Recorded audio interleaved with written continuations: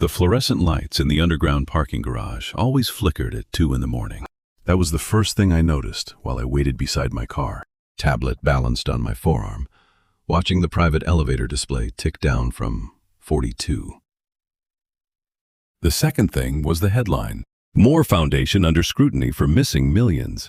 It had not gone live yet. The draft was sitting in an anonymous finance forum, waiting for a small financial blog to pick it up before sunrise. No byline, no verified source, just a forged ledger, 2 cropped screenshots, and a digital signature convincing enough to make honest people hesitate before they checked the math. That was how reputation assassinations worked. You didn't need truth. You needed timing. The elevator chimed.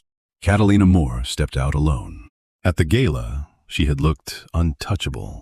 CEO of the Moore Foundation, 38 years old, calm enough to face donors, reporters, board members, and rivals without letting one crack show. Now the silver dress under her tailored coat was wrinkled at the hem. Rain had darkened one side of the fabric, and her fingers were wrapped too tightly around a black folder. She stopped when she saw me. "You didn't have to wait down here." Elliot. The front entrance has 3 tabloid stringers and one man pretending to text while filming the service doors. I said, "Marcus rerouted your driver to the east tunnel. You're clear for now."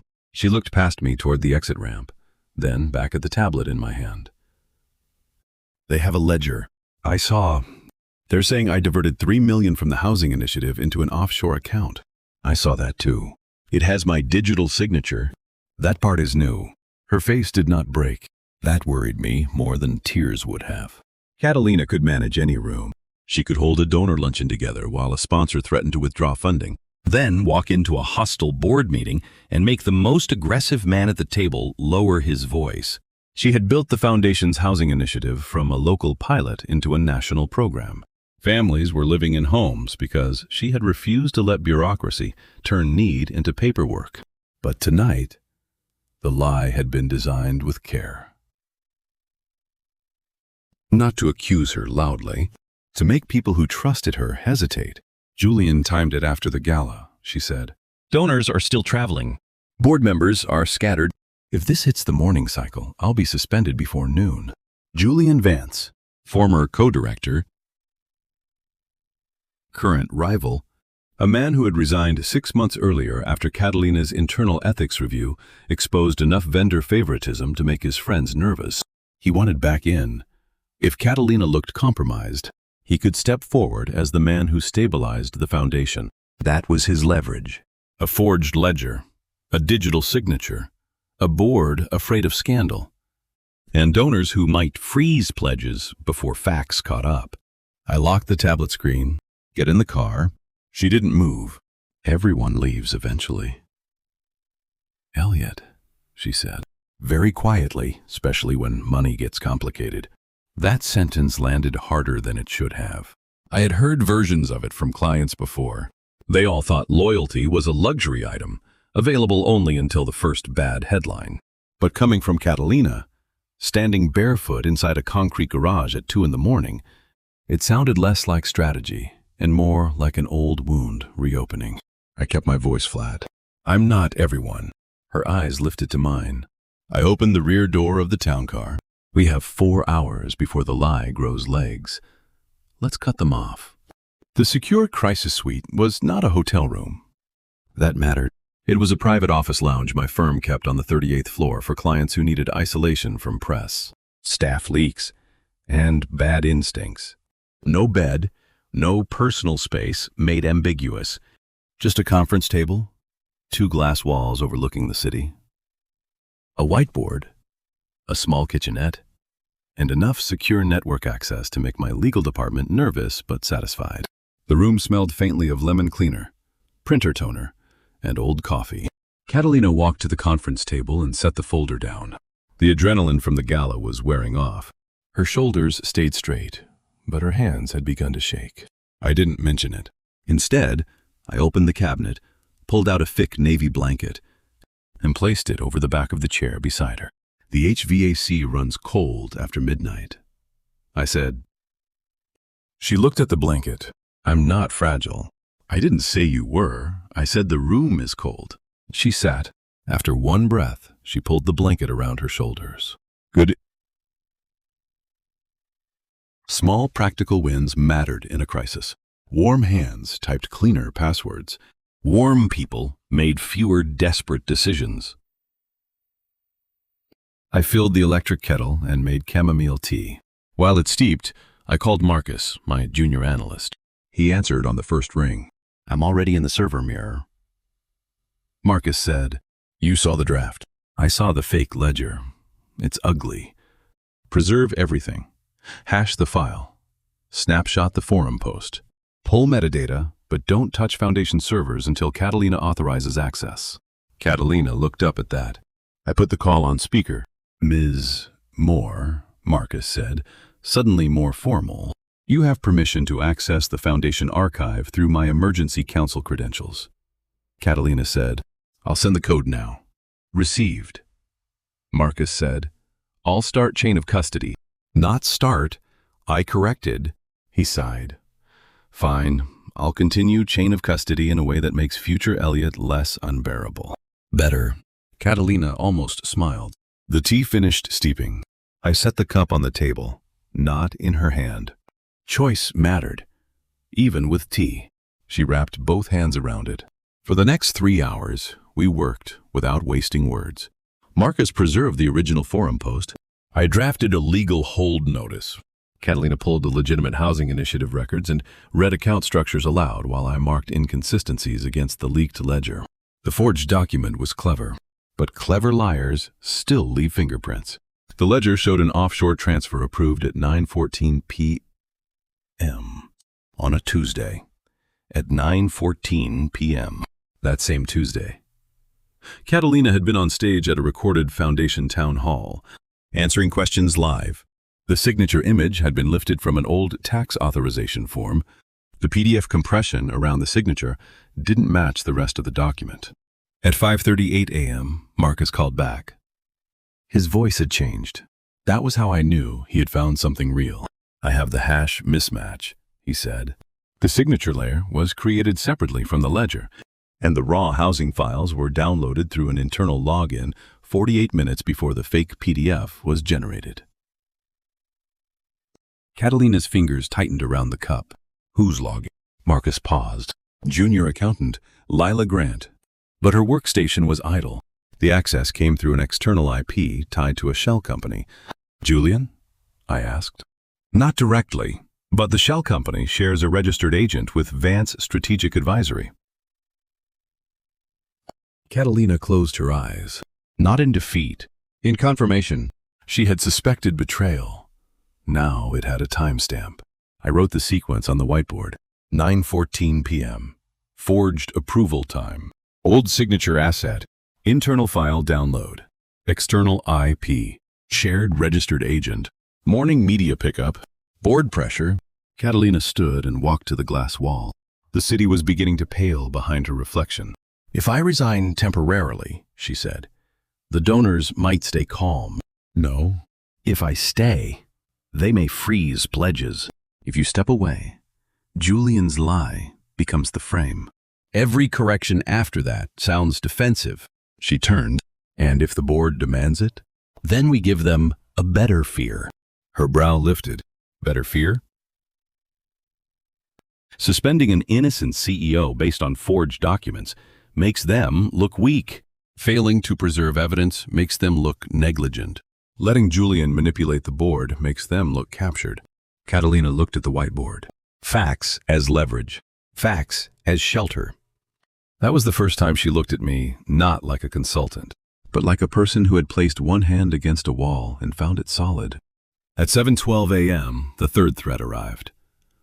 Not from the press, from a donor. The email came from the Alden Trust, one of the Foundation's largest housing partners. The subject line was only 3 words. Pledge hold notice. Catalina read it without sitting down. Her face stayed calm, but the teacup in her hand touched the saucer once with a small white clink. I took the cup gently from the table before she could knock it over. I did not touch her hand. Their money funds the East River housing block, she said. I know. If they freeze the pledge, construction stops Monday. Then we don't let them freeze it. They won't take my call. They'll take mine. I dialed before she could argue. Alden's counsel answered first, cold and cautious. I gave him no room to enjoy either. This is Elliot Sanders with Marrow Crisis Strategy. You're considering a pledge freeze based on a forged ledger that has already been preserved for cybercrime referral. If you freeze restricted housing funds before reviewing verified counter evidence, you create a secondary harm to the families scheduled for Monday placement. He started with the usual language about fiduciary caution. I let him speak for exactly 12 seconds. Then I said, I'm sending a one-page evidence summary and a restricted fund confirmation packet. You do not need to trust Catalina Moore's statement. You need to trust bank verification, timestamps, and the fact that the supposed transfer happened while she was on video in front of 200 people. Catalina stood by the window, watching me without blinking. Alden's counsel went quiet. Silence meant the facts had entered the room. Review the packet, I said. Then delay any public action until noon. If the evidence fails, you freeze. If it holds, you keep families from being used as collateral damage in a board fight. He asked for 15 minutes. I gave him 10. At 7:28, Marcus sent the packet. At 7:41, Alden's counsel replied, no public pledge action before board review. Catalina read the email twice. Then she sat down for the first time in 20 minutes. The blanket slipped from one shoulder. She caught it and pulled it tighter. Not like armor now, but like warmth. Thank you, she said. You're welcome. No, I mean it. I looked at the whiteboard instead of her face. You're paying my firm an unreasonable amount of money. That is not why you called them that way. No, it wasn't. At 8:30 a.m., the Moore Foundation lobby was already a circus. 2 camera crews stood near the security turnstiles. A finance blogger leaned against a marble column, pretending to check email. The receptionist looked like she hadn't blinked in 10 minutes. I walked half a step ahead of Catalina, black folder in one hand, expression empty. This was my arena. A reporter pushed forward. Ms. Moore, did you authorize offshore transfers from the housing initiative? Catalina started to speak. I stepped into the line of sight without touching the reporter or blocking Catalina's movement. Ms. Moore will not respond to claims based on fabricated documents circulated by anonymous sources. I said, we have preserved the original files, verified metadata manipulation, and submitted evidence to counsel. Any outlet publishing forged financial documents as fact will receive immediate legal notice. The reporter tried again. Is the board asking you to step aside? The board is receiving verified evidence at 9. I said, you may wait for facts, or you may publish panic. Only one of those is defensible. Catalina moved through the turnstile beside me. No hand on her back, no guiding her like she needed steering. She knew where to walk.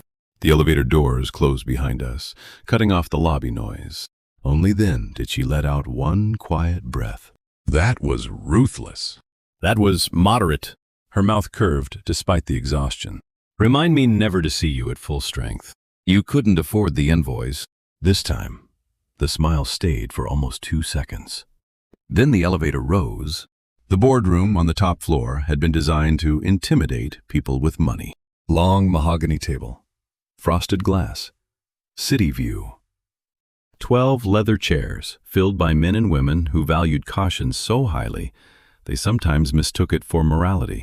Richard Davies, the board chair, stood by the coffee service with his phone in his hand. He looked relieved to see me. That was never a good sign. Elliot, he said under his breath, this is toxic. We need Catalina to take temporary leave while we review. Catalina was still near her office door. She heard him. I was glad. Some betrayals should not be softened for the victim. If you suspend her, I said, you validate the forged ledger before reviewing the evidence. We have fiduciary duties. You have a duty to the truth before the optics. Julian is betting you'll confuse the two. Davies stiffened. Careful. I am being careful. I held up the black folder. This contains preserved metadata, timeline contradictions, shell company linkage, and restricted fund confirmation. If the board acts against Catalina without reviewing it, you expose the foundation to donor flight, defamation liability, and a governance scandal larger than the rumor. His eyes dropped to the folder. You can prove forgery. Marcus can prove the file was assembled from separate assets. Counsel can prove chain of custody. Catalina can prove the funds never moved. Davies swallowed. Down the hall, Catalina walked toward us. She had changed into a navy suit. Her hair was pulled back. The silver gala dress, the blanket, the cold room, all of that belonged to the night. This was morning. She stopped beside me, not behind. Beside. Richard, she said, I will answer every legitimate question in that room, but I will not take leave for a crime that did not happen. Davies looked between us. Then he nodded once and opened the boardroom door. Julian Vance was already seated inside. Of course he was. He wore concern like a costume. Catalina, he said, standing. I'm sorry it has come to this. No, you're not, she said. The room went still. She walked to the head of the table and placed both palms flat on the wood. I won't waste the board's time denying a lie emotionally, she said. We'll address the mechanics. I passed folders down the table. Marcus joined by secure video, looking pale, over-caffeinated, and deeply pleased to have ruined someone's morning. The leaked ledger is not native. Marcus said, it was assembled from 3 separate files. Page 2 shows the original Housing Initiative ledger. Page 3 shows the altered version circulated to the press. Page 4 shows the lifted signature layer. Julian leaned back. This is technical smoke. Marcus smiled faintly. I brought technical fire. I almost forgave him for the line, because it worked. He continued. The raw file download came from an internal login assigned to Lila Grant. Ms. Grant's workstation was inactive at the time. The access request was routed externally through a proxy registered to a shell company sharing corporate registration links with Vance Strategic Advisory. Every eye moved to Julian. His face did not collapse. Men like him had secondary masks. He put on the offended one. This is absurd.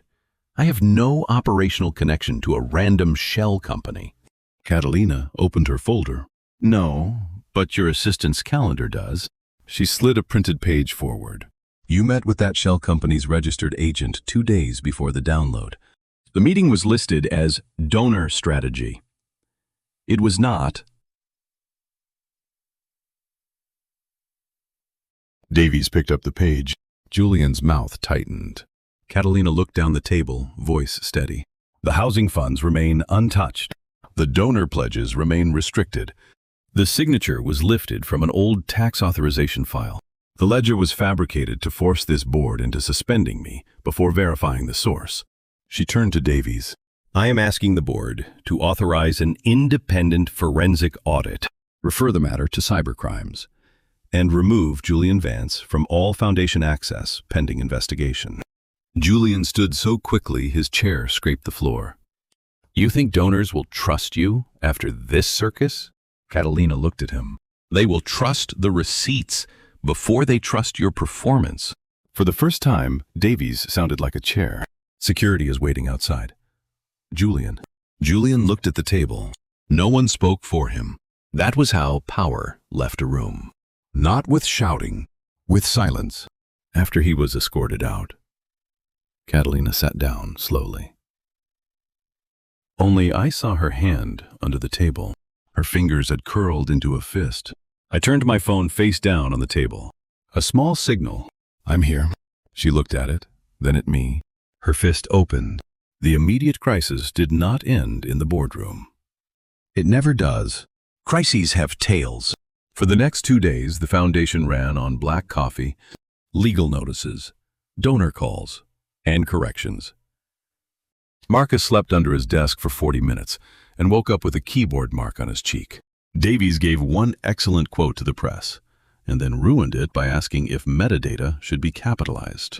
Catalina called every major donor personally, not to beg, but to tell them exactly what had happened and where their restricted funds were. By Friday evening, the story had turned. 3 outlets issued corrections. 2 donors increased their pledges. The Housing Initiative's banking partner released a statement confirming all funds remained in place. Cybercrimes opened a formal investigation into the forged ledger. At 8:17 p.m., the office was empty except for the cleaning crew and us. I stood in Catalina's conference room, erasing the whiteboard timeline. Forgery. Shell company. Board vote. Donor response. Legal action. One by one, the words disappeared under the dry cloth. Catalina entered carrying 2 glasses and a bottle of sparkling water. No champagne. Good. Champagne made people sentimental and careless. She set 1 glass near my elbow. The final donor confirmed. She said, "They're increasing by 20%. Competence scales. They said they trusted how we handled pressure. They should." She leaned against the conference table. The room had changed since morning. Not physically. Same glass, same chairs, same city beyond the windows. But the air no longer felt haunted. I set the eraser down. "The contract with my firm ends tonight," I said. Catalina looked at me. "I know." I recommended that the board retain an independent forensic communications team for the investigation phase. Cleaner boundaries. I saw the memo. "That means after tonight, I'm no longer your crisis manager." "No," she said. "You're not." Silence settled between us. Not empty. Waiting.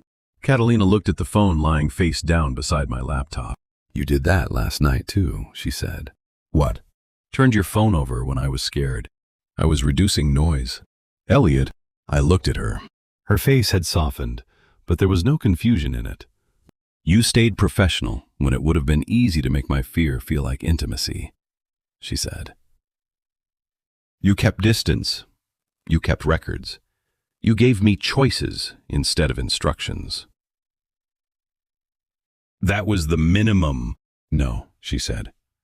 "That was the difference." My throat tightened. I looked back at the whiteboard. "Everyone leaves eventually," I said, and hated how rough the words sounded in the quiet. Catalina didn't rush to contradict me. She reached for the marker I had left on the tray and wrote 3 words on the clean board. "I am here." Then she capped the marker and placed it down. No speech, no promise big enough to sound fragile. Just ink on a board that had held every threat against her name. "The crisis is over," she said. "Your contract is closed. The door is right there." I looked at the words. "I am here. You're giving me an exit. I'm giving you a choice." That undid me more than if she had touched me. I stepped closer, then stopped. She was the first to reach out. Her hand hovered over mine for 1 clear second, giving me room to move away. I didn't. Her fingers closed around mine. Warm, firm, undeniable. "I don't know what happens next," I said. "Good," she replied. "For once, don't draft a statement before the facts arrive." A laugh broke out of me, quiet and unfamiliar. She smiled. Not CEO smile. Not press smile. "Catalina, I'm not going anywhere tonight," I said. "I know, but I'm also not rushing this because the night was hard." Her fingers squeezed mine once. "Good." 2 weeks later, the press conference closed the scandal properly. The auditorium at the Foundation headquarters was full. Cameras lined the back wall. Reporters packed the first 5 rows. The Housing Initiative families were not in the room. By Catalina's order, she refused to let them become props in her vindication. I stood off stage with Marcus and the independent forensic communications lead now handling the long investigation. I was not running this crisis anymore. That mattered. Catalina stepped to the podium in a navy suit and a white blouse. Calm under the lights, she outlined the facts. The forged ledger, the preserved metadata, the untouched funds, the criminal referral, the new internal controls. She thanked the donors who stayed, the staff who kept the housing program running, and the board for authorizing independent review. Then she paused. Her eyes moved past the cameras and found me near the side curtain. The room waited. "I also want to acknowledge Elliot Sanders," she said, "not as a savior, not as a shield. As the professional who insisted the truth deserved a process before it deserved a headline. Reporters turned. Cameras shifted. I stayed still. Catalina continued. His firm's contract has closed. The investigation has moved to independent counsel. So what I say next is not business. My pulse hit once. Hard. She left the podium. No dramatic confession. No speech that could be clipped into scandal. She simply walked to the side of the stage, stopped in front of me, and held out her hand. Public enough to be honest. Quiet enough to be ours. I'm having dinner tonight, she said. No reporters. No crisis. No invoice. Would you like to come with me? Marcus inhaled sharply beside me and then pretended he hadn't. I looked at Catalina's hand, then at her face. Everyone leaves eventually. Maybe, but not everyone. I took her hand. Yes, I said, I would. The cameras caught the gesture. Let them. For the first time in my career, I didn't feel the urge to control the angle. The dinner was not dramatic. That surprised me more than anything. No rooftop. No candlelit private room. No place where someone could mistake privacy for secrecy. Catalina chose a small Italian restaurant 3 blocks from the foundation. The kind of place where the owner knew half the city by name and still served bread in a paper-lined basket. We sat near the window, not hidden in the back, not displayed in the center, just there. The table had a small chip near the edge. I noticed it immediately because I noticed flaws for a living. Catalina noticed me noticing and moved her water glass over the chip. There, she said. Crisis managed. Poorly. No supporting memo. I'll draft one after dessert. The laugh that came out of me was easier this time. She looks pleased by that. For the first 20 minutes, we talked about safe things. Marcus's terrible jokes. Davies pretending to understand cybercrime. The donor who had sent a handwritten apology and spelled my name with 1 T. The foundation receptionist who had apparently threatened to throw a camera crew out with a stapler. Then the waiter brought pasta, and the quiet deepened. Catalina turned her fork once against the plate. You know what I kept thinking during the press conference? She asked. That the second-row reporter was trying to bait you into saying Julian's name too many times? He was, but no. She looked out the window, where headlights moved across the wet street. I kept thinking about the garage, the fluorescent lights, the damp concrete, the draft headline glowing on my tablet, her shoes in her hand, her voice saying everyone leaves eventually. I set my fork down. I shouldn't have made you work immediately. You gave me work because it was the only thing that kept me from falling apart. Her eyes returned to mine. I know the difference. That landed quietly. Then she reached into her bag and pulled out a folded sheet of paper. For half a second, my pulse sharpened. I had seen too many documents become weapons. Catalina noticed. It's not a crisis, she said. She unfolded it and slid it across the table. It was a printed copy of the whiteboard photo. The final version, the clean board with 3 words written in black marker. I am here. I took this after you left that night, she said. I almost erased it. Then I thought maybe the point was to let something stay. The restaurant noise moved around us. Plates, low voices, a laugh from the bar, rain starting again against the glass. I touched the edge of the paper. You kept it? Yes. Why? Because I meant it. No flourish, no pressure, just a fact, placed gently enough for me to pick up or leave on the table. My whole career had trained me to mistrust statements without evidence. This was evidence, a sheet of paper, a repeated choice, a woman who had waited until the contract ended, until the cameras had context, until the power imbalance no longer wrote the room for us. I folded the paper carefully and placed it beside my plate. I don't know how to be easy, I said. Catalina smiled. I don't recall asking for easy. I may over-document emotional decisions. I run a foundation. I like documentation. I looked at her, and for the first time, the silence did not ask me to defend myself. It only waited. So I reached across the table, palm up, a clear offer. Catalina placed her hand in mine. No crisis, no reporters, no invoice, just the sound of rain, the warmth of her fingers, and the strange, steady realization that I had stopped scanning for exits. 3 months later, the housing initiative opened its East River building on schedule. Catalina invited me as a guest, not a consultant, not a shield, not a man standing near the curtain with a clipboard. A guest, Marcus, came too, wearing a suit that looked like it had been folded by someone who hated geometry. He handed me a coffee and said, "Try not to look like you're preparing a statement." I'm always preparing a statement. That's why I said try. Families moved through the lobby of the new building. Children carrying small boxes. Parents holding keys with the kind of careful hope that made even my cynical heart go quiet.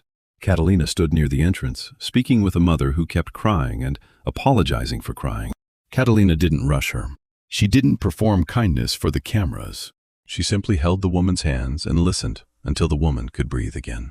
That was the moment I understood something important. I had defended Catalina because the facts said she was innocent.